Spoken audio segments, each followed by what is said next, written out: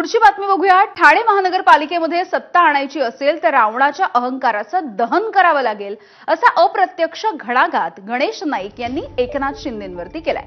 गणेश नाईक यांनी ठाणे महानगरपालिका निवडणुकीचं रणशिंग फुंकलं आणि थेट शिंदेंच्या बालेकिल्ल्यामध्ये त्यांना डिवचलंय। गणेश नाईक यांनी जनता दरबाराच्या माध्यमातून आधीच शिंदे गटाला आव्हान दिलंय। राजकारणामधील एकमेकांचे पारंपरिक शत्रू अशी गणेश नाईक आणि एकनाथ शिंदे यांची ओळख आहे। पक्षाच्या वरिष्ठ नेत्यांनी ठाण्यामध्ये युतीचा आग्रह धरला आणि युतीच्या बोलणीमध्ये तुमचा सन्मान राखला गेला नाही तर या युतीला पहिला विरोध करणारा मी असेल असंही नाईक यावेळी म्हणाले। त्यामुळे ठाण्यामध्ये भाजपचं कमळ फुलवण्यासाठी नाईकांना पडद्यामागून मदत केली जात असल्याची सध्या जोरदार चर्चा होतीये।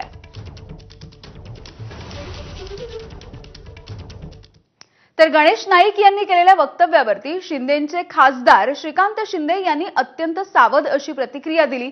तर मनभेद निर्माण होते असं वक्तव्य कोणीही करू नये अशा शब्दामध्ये चंद्रशेखर बावनकुळे यांनी काहीसं फटकारलंय।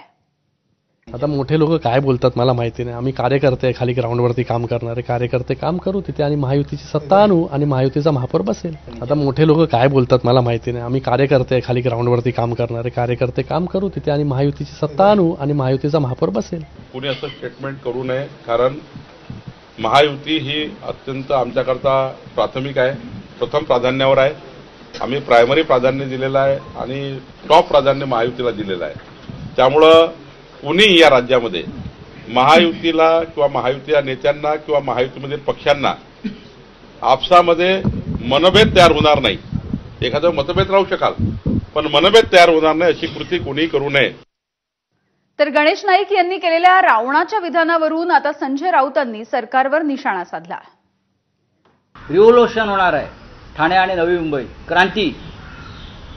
ठाण्यात आणि नवी मुंबईमध्ये गणेश नाईक क्रांतीची मशाल घेऊन उभे आहेत। आम्हाला माहिती आहे काय होणार आहे। Revolution Nepal style.